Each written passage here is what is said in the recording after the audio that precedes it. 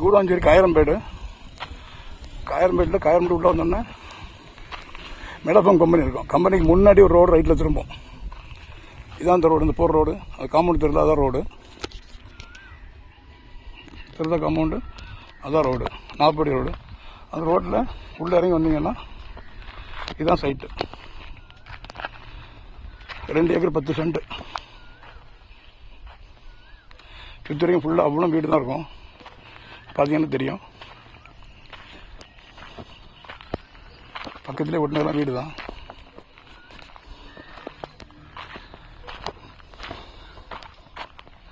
இடமா அருமையாக இருக்கும். இடமும் ஒரே ஸ்கொயராக இருக்குது. இன்ட்ரெஸ்ட் கான்டெக்ட் பண்ணுங்கள். 2 ஏக்கர் 10 சென்ட்.